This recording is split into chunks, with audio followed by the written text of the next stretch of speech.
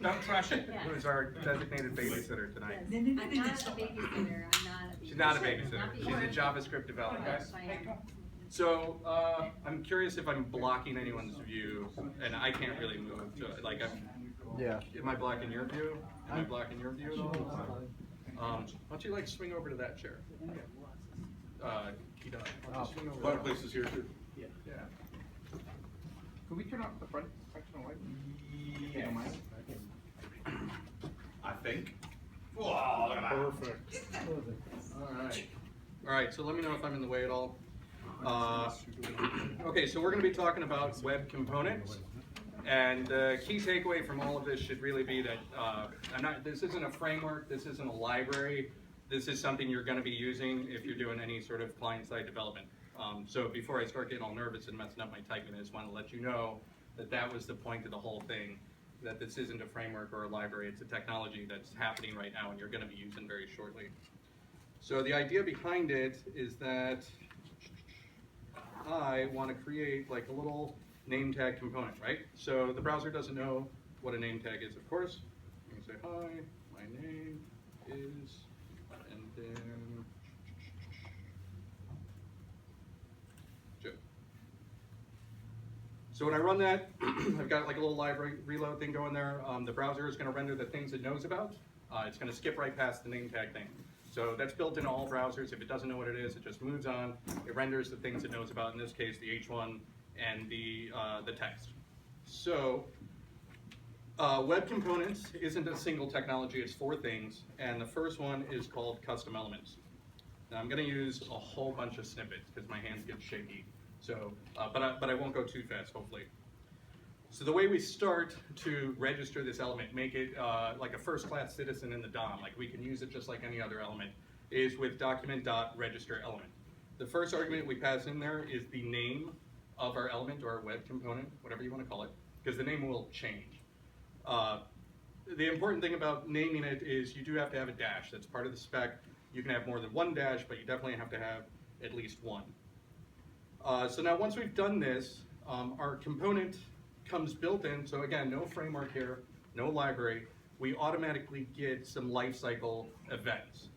So the first one would be created callback. I'm going to load up the dev tools here so we can see that. So you can see, is that big enough? Did everyone see that down in the dev tools? Yep. Can you read that? Cool. So our component's been registered, and it's basically been created. It's ready to go into the DOM. I kind of meant to ask this early on, so just by a quick show of hands, is anyone here familiar with React? Anyone worked in React? Angular? Lots of Angular, cool. So a lot of examples or ways I'll explain things, I'll reference things like Angular, React, stuff like that.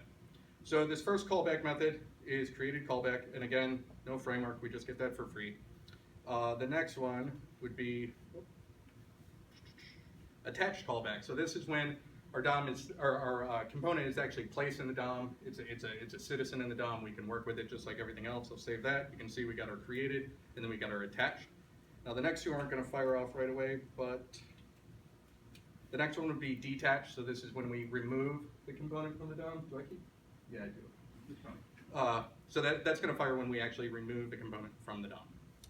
The next one, probably the most important one, would be attribute changed callback. So if you're familiar with Angular, this is a lot like what you would expect from $.watch. If you're using React, component will receive props would probably be the closest thing, but a lot of things in React would be really close to this.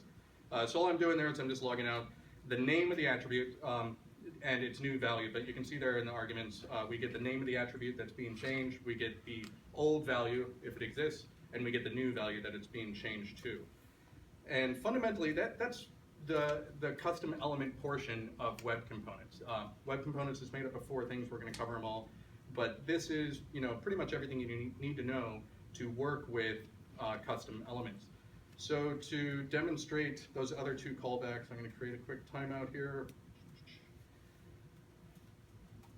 And so you'll notice I'm just using standard DOM API stuff. So once you've got your custom component, the API is the DOM API. There's no special syntax. It's all stuff that's well documented. I mean, there's new things happening, But once you've got your custom component, the API is the DOM. There's nothing new to learn.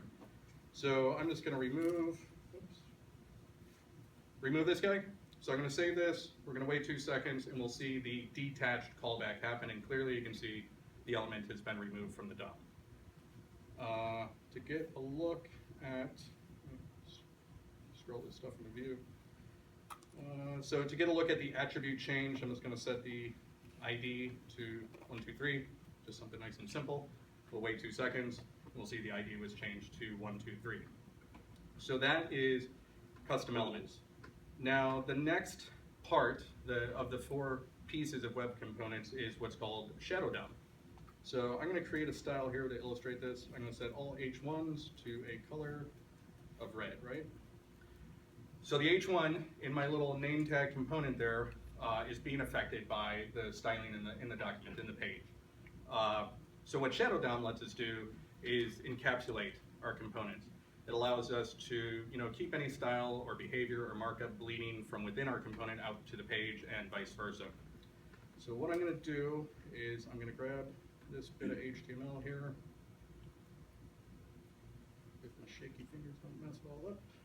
And I'm going to come down here to the attached callback. And I'm going to create a variable called shadow. And I'm going to call this .create shadow root. So shadow root, or the shadow DOM, is like our own little copy of the DOM just for our component. We can treat it and use it exactly like the DOM, except instead of saying like document.whatever, we say shadow.whatever, or whatever you want to call it. So I'm just going to say shadow.innerHTML equals, and I'm just going to drop in that bit of HTML that I had there. This space. Cool. So the first thing you can see is that H1 inside of my component's HTML is no longer affected by the styling in the page. So we set that all H1s are going to be red. My H1 is not red, right? Okay. So what I'm going to do is inspect this guy really quick, just so you can get a quick look at what that looks like. So here's our little name tag. There's the attribute that we set. Is that big enough? I can zoom that in. That's fine. There we go. And what you can see is there's this extra thing there called shadow root. And if you look at an iframe in the Elements tab of your Chrome DevTools, you'll see the same thing, except it'll say document. So that's our own little copy of the DOM. That's our HTML completely encapsulated from the rest of the page. Cool. And I mean, just a side note, if you take a look at some of the newer HTML5 things like video or the input types like range or date, you'll see the exact same stuff going on there. I think with some of the built-in ones, you got to like turn on a little flag in Chrome or whatever to actually see them. But web components are already in the browser and being used by at least the browser vendors. So the next part, really easy to show this. I'm just going to cut this entire bit of script. I'm going to create a new file. I'm going to call it name tag.html. I'm just going to paste all that stuff in there. And of course, nothing's going to work. So we're back kind of where we started. The browser has no idea what name tag is, right? So we can very simply use what's called HTML imports. So it's link, a rel of import, just kind of like doing a style sheet or whatever, and then I can just reference the file.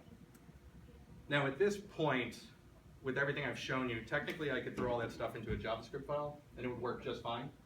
And then it could just be a script source. I get rid of the script tags, but we're going to take a look at why we're actually using HTML imports over that. I'm going to save that. All's good. Now we're in this external file. So the next part of this is what's called templates. It's actually the fourth part. So we did custom elements, we did shadow root, we just did HTML imports, and now we're headed into home with templates. Joe, do you have time for taking questions? You want to wait till the end, or? It's fine. No, what do you mean? No, go ahead. I'm just curious for the shadow root stuff. How accessible is that to external JavaScript? I'm totally going to get there in like 20 minutes, though. So. That's fine. You're really you're spoiling the end, dude. Just trying to learn. I will talk about it. I'm not going to do a bunch of it here, but I will absolutely address that. Thanks. All right, so I've got all my HTML in a string, which sucks. Nobody wants to do that, right? I mean, template literals are awesome, but that's a pain in the ass. So I'm taking it out of where I had it instead of just setting this inner HTML, and I'm going to create a template tag. And I'm just going to actually I'm going to wrap this in a div because I know I need that for something I'm going to show in a minute. I'm going to save that, and nothing's going to work. So there are libraries like Polymer. If anyone's heard of Polymer from Google, there's another one from Microsoft called Xtag. This is where some of those libraries really come into play and make a lot of things easier for you. This is not going to just work out of the box. It doesn't actually know what the hell to do with the template. I mean, it's a supported piece of technology, but the way we're doing it here is I got to do it the hard way. So I'm actually going to set up a closure. It's not really required for what I'm doing, but it's just good practice. I'm going to get rid of the set timeout stuff there. And you know what? I should have really asked earlier. Does everyone follow what's happening here in terms of the ES6 stuff? Because if I'm doing this in ES6 where I'm saying class extends HTML element, but if I was doing it in ES5, that really just becomes object create, you pass an HTML.prototype, and you got your object with all the same stuff that I'm doing here. So the translation of this to ES5 is very straightforward. I should have kind of pointed that out at the beginning. Okay, so I wrapped all my code up. Nothing else has changed other than me putting the HTML inside the template tag. And I want to do that because I'm going to create a global here. I'm going to say let doc equal document.currentScript.ownerDocument. This one kind of threw me for a loop because nobody ever uses it, but it really just gives us access to the DOM API in the context of this document. So I can call doc right now the same way I would call document, and it's referencing this document, this HTML file. So don't let that scare you. Okay, so now to get that guy in there, and the reason I'm doing that is so I can grab that template out of this document. So I'm going to say let template equal, and do this the cheating way, and just go back and change that to doc. I'm going to select the template. So everyone's familiar with document.query selector? It's like jQuery without jQuery. Just, you can pass in classes or tags and whatever. Now technically I can get away with this right now. I could say shadow.innerHTML equals template.innerHTML, and that would be a lot easier for me to type right now. But the spec says that a template is a piece of HTML that is not rendered in the browser until it's cloned and then appended. So I'm going to try to type this out the right way, which is going to be, so shadow is our document, append child, right? I've got the template, I get its content, and I do this clone node thing, and for good measure I'm passing in true. So none of this is new, this is all standard DOM stuff, it's just all that weird crap you never need to use because some library is abstracting it away. But all I'm doing is I'm getting the inner HTML, the template, and I'm basically turning it into a node, and the true part is just if you've got a whole bunch of HTML going on there, you want to deep clone it.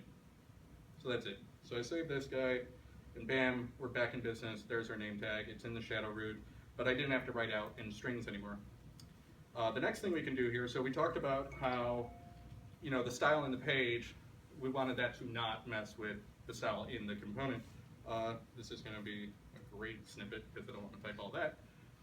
So this is our style right here in our component. So now we have our HTML, we have our style, we have whatever behaviors we might want to have, and it's completely encapsulated. Just to illustrate that, I'm back here on the parent page. I'll just set an H1, I'll say hi. And that guy, of course, is going to be red because of this styling up here. But that styling is not bleeding into our component. Okay, so let's see what else we got here. All right, so, sorry guys. Oh, you know what? I never started recording the screen. I meant to do that. That's okay. All right, so let's say I want to create 3 of these. Everybody can't be named Joe, right? It's a shame, but we want people to have different names.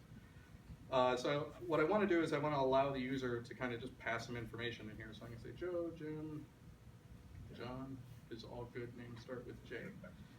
I'm going to say that, and it's clearly not going to work, right? Let me get all these guys on the page.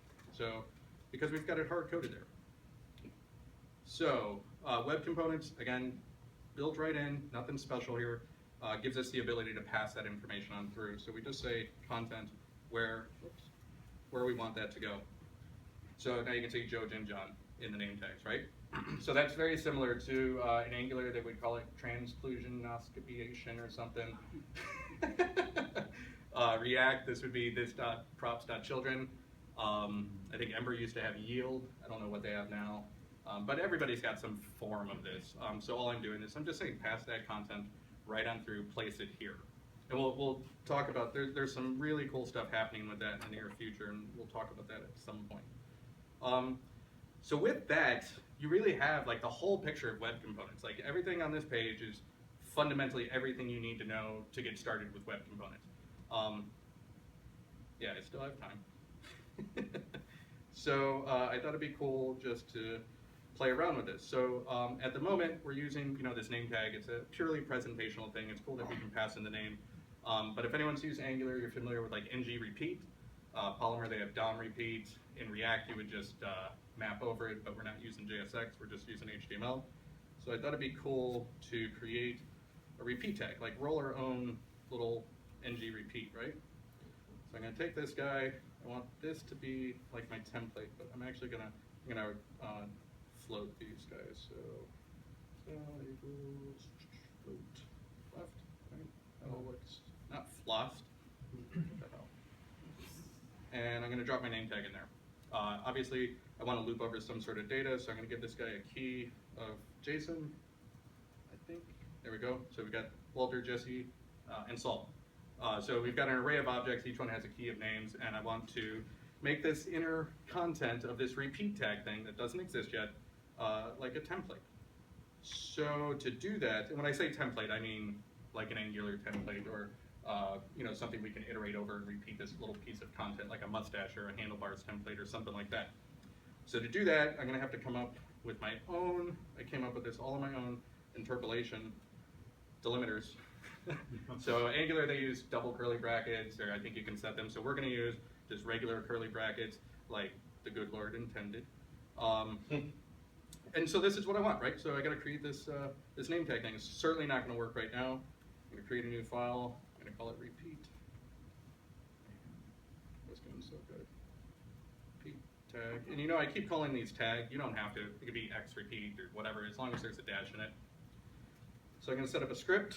I'm going to register my element, just like we learned.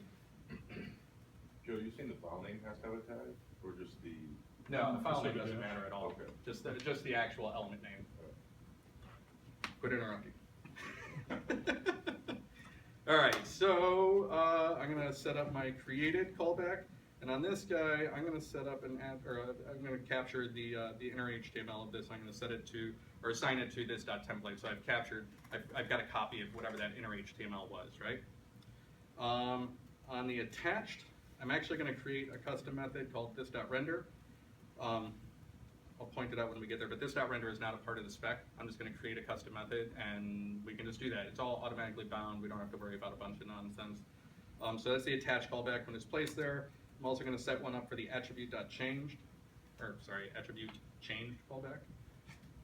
If I type a dot, I say dot. So, okay. So now I'm going to create this render method. And one thing to mention about what I'm doing on attribute changed callback, I'm not checking anything. You would normally check, like, what's the name of the attribute being changed? Do I care about this thing? I should respond appropriately to what's changing. Right now, if you change the attribute on this thing, it's going to fire again and again and again. But for the sake of brevity, I'm not going to worry about it, and you're not going to be mad at me about it. All right, so again, render is not a method that's a part of the spec or anything. This is just a custom method. So what are we going to do here? I'm going to clear out the initial inner HTML, I think. I have notes here somewhere, but I don't want to read my code in handwriting. So we've got some data, right? So we've got this JSON value. So I'm going to say let data equal this.getAttribute, not just your state attribute, JSON. So again, all just standard down stuff. I'm going to say if data, right? So if we have some data, what do we want to do here? So first off, it's in a string. So we want to use that, we want to parse that guy. So data, and then I'm just going to loop over that array, because it's an array. We expect it to be array. I mean, no user would send us something else, right? So I call each of those guys item. I probably shouldn't do this in a loop, but I'm going to. So I've got a copy of my template that we captured. So that template right now is the you know, the little div with the float left and the name tag and the little curly brackets in there. So item. Oh, you know what? Bam. Oh, but now I'm really crossing the streams because we've got ES5 and ES6 there. Everyone's all messed up, I'm sure. So object.keys.item, everyone knows what that does. It just gives us an array of the keys in the object. And then down here, what I'm going to do, I'm going to just replace. Man, this went so much smoother at my desk when you guys weren't all here. What do I got? So I'm going to take the template, I'm going to replace. What I want to do is I just want to capture that little bit that we wrapped in the curly brackets. So it's that, and then I'm going to interpolate the key value. So if you're not following what's going on here, that object could have been first name, last name, address, all sorts of stuff. And every time it finds the key, it would just swap that out. I mean, technically I should be doing like a little /G on some regex stuff, but I'm not going to worry about it right now. So I'm just replacing that with the value that I have for that key. So that ends up being the name. Everyone's following this? This is the beginner talk. We're good? All right. So I'm just going to set my inner HTML to plus equals template, right? I think that makes sense. I probably messed this up really bad, but I'm just going to run with it. So I'm going to HTML import the repeat tag, right? And I'm going to save it and cross my fingers. Hey, it works. Woo! Okay, so yeah, we just rolled that ourselves. You know, it is UI, but it's not full on UI. It's not just a name tag. It's not, you know, a type ahead or something. This is just kind of cool functional stuff that we just built with, again, no library, no framework. This is browser technology that's happening right now. You know, if I had to ballpark it, you will absolutely be able to use this in modern browsers everywhere within the next year, guaranteed. And then in terms of going back, we'll talk about some polyfill stuff. But first I wanted to create one more, and these are all right off the top of my head, I swear. So rather than having this guy hard-coded, right? That's kind of lame. Nobody wants to do that. I want to fetch the data from an API, from a RESTful API, right? So we're going to create a fetch tag. Cool. All right, so it's going to take all this stuff. I'm going to drop it right inside there. I mean, these are just decisions I'm making. This isn't, there's nothing that says like these things all have to be wrapped in each other or anything like that. So what do we need? We are going to need a URL, where to get our data from. I don't know if you guys are familiar with it, but there's this Star Wars API. You can just hit it and get like people and planets and stuff about Star Wars. It's a bunch of nerdy crap. So that's going to be the API for my component. It's not that great, but the idea is you just grab a URL, send it there, and I'm going to cheat, and I'm just going to say just send it to the JSON attribute of the first element child. So basically, I want this guy to go get that data and give it to the repeat tag as the JSON attribute that we set up earlier, and then everything should just work, right? I mean, that's the hope. So nothing works now. Fetch tag.html. Oops. So we're creating another tag. Script, register our element. We're going to call it fetch tag. And let's see. So this one, I care about the attached, and I'm just going to follow that same pattern. This .render, and I care about, and this is a trick because I don't care about it right now, but I'm going to show you something else, and then I'm going to care about it. So I'm just going to call the same thing, this .render. And then when we do our render method, and again, I keep using that like it's a pattern. It's not a pattern. I'm just choosing to call it that. It's not a part of the specification. It's just a method. I could call that make thing or whatever. It doesn't matter. So here, all we need to do is fetch the data. So anyone, are you guys familiar with window.fetch? Right? It's kind of replacing Ajax. It's kind of, or not Ajax. It's replacing XHR. So it works a lot like XHR, except it returns a promise, like a native promise. So you get all this then and stuff. Anyways, so what I'm going to say, I need the URL attribute from a guy. So URL, right? All this stuff is just kind of ceremonial crap that you have to do with fetch. I'm not going to bother going through it, but at the end of this, the data that I get from that URL is in this variable called data. So, first child element, everyone has that snippet, right? So that first child element, this is my cheat. I know that the repeat tag is next. I could have said like, give me a target and I'll send it to this target ID or something like that, but I wanted to get this done. So on that guy, I'm gonna set an attribute of JSON. So remember, that's our repeat tag. And the data that I got here needs to be stringified. So let me move this out a little bit. And then in this particular case, and again, I'm just kind of cheating, I know that the data we want is on a key called results. But I've written a much more extensive version of this where you tell it like a pattern that you're looking for in the data or whatever. But for this demo, I know that the data we get back is in the key called results. So, all right, I am positive I messed this one up. Moment of truth. Holy shit! All right, so. So if we look at this guy, I'm going to go to the network tab here. I'm just going to reload this. And I think it's right at the beginning. So it actually made the HTTP request for that data. So I went out there, and then just so we're all following along, it hit this API. And when it got the data, it gave the repeat tag that attribute of JSON. And then that fired off its attribute change callback and created all the name tags.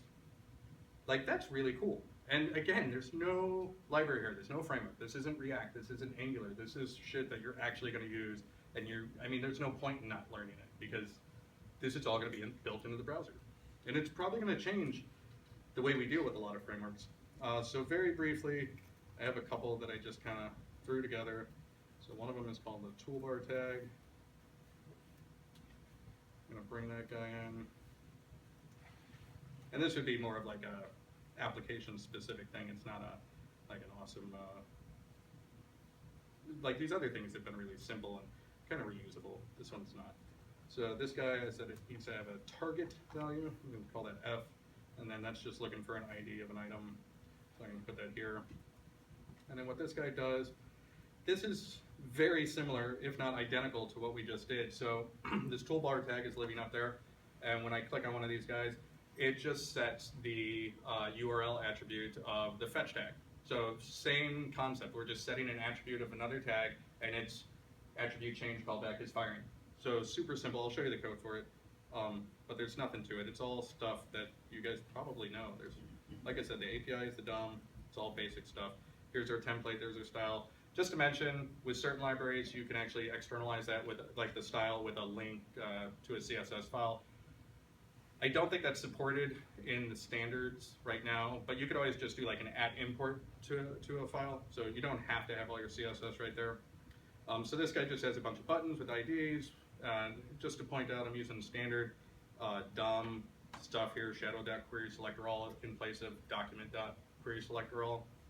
Set and event listeners, all that good stuff. It just gets the element that has that ID that I set as target, and I've just got it hard-coded right here. So it's not a super reusable thing, but it works, Bam. Plain names, right? Okay, so one more, and then I'll see if I have any slides. All right, so, this one, right? This one's not great, but it's just the idea. So this one could actually go anywhere on the page. So I called it the sortable tag. Keep doing that. And this one also needs a target. So if you're not following along what I'm doing with these target things, I'm setting the target of R, because I'm tired of typing, and I'm giving this thing an ID of R. So it's going to do its thing against whatever has the ID of R, right? I'm going to save that, come over here. Now, if I can use this mouse, all these guys are draggable, right? So bring them over there, right? And this looks like magic, but it's Magic. It's absolutely not, Mark. Magic is not real. This is like a total cheat. I'm just bringing in this library called sortable. I create this element, and then I just use the library. Now in this case, this is where build tools come into place. If I really wanted to isolate this, because sortable is definitely in the global scope right now, without a doubt. But there's absolutely ways around that. I'm just not doing any sort of, if we were doing pure ES6, you could just load that in as a module. We could build stuff out and have it be completely isolated. But there's nothing to this, right? Okay, so really quick note on, let's do Angular. Let's pick on Angular first, right?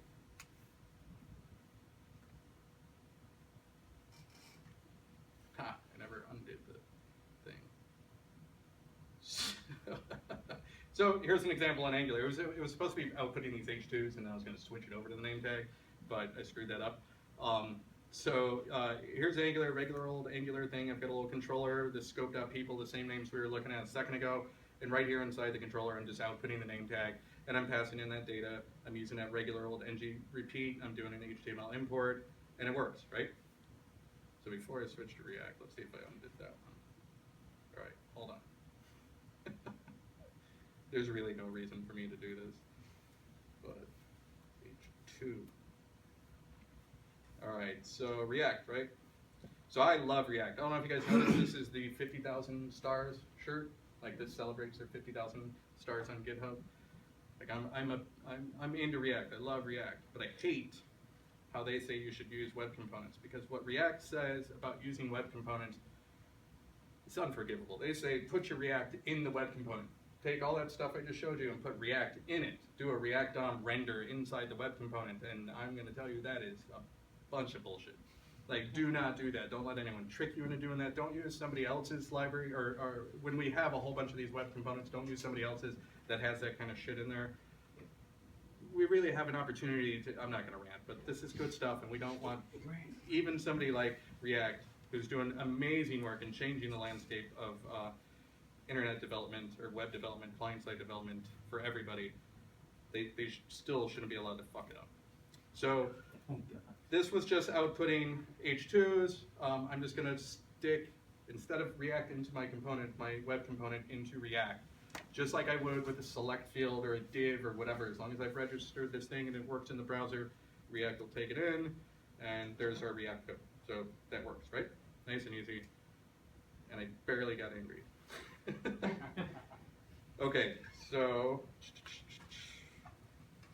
I am probably not going to have time for everything I wanted to talk about here, so we're talking about web components.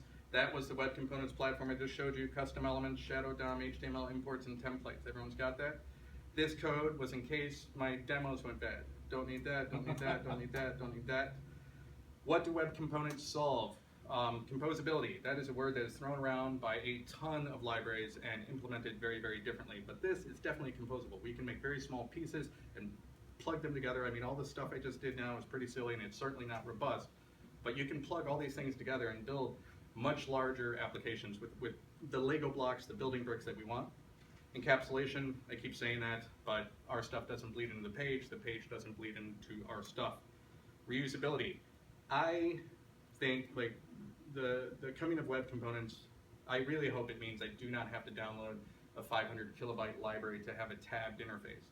Like, we all know how tabs work, we all know how type aheads work. We should just be able to make that shit in the browser. So when I was researching all this stuff, like, I've been playing with Polymer for a long time and web components off and on, but web components changes quite a bit. But that idea of what problem does web components solve kind of got me thinking and looking up a whole bunch of stuff. So I just wanted to share some of that with you guys really quick, just kind of how I got here, at least, or how, like, I perceived like how we got here. So 89, we get HTML from Berners-Lee, we get HTTP, a whole bunch of other stuff. It's basically this SGML thing plus hyperlinks. Hyperlinks was the big deal there. 92, this guy, Dave Raggett, all on his own, builds his own browser. It's very slow moving, but he builds this thing called Arena. It's this open source browser. It's being used on Unix. He implements all these, there wasn't even a W3C at the time, so I don't even know.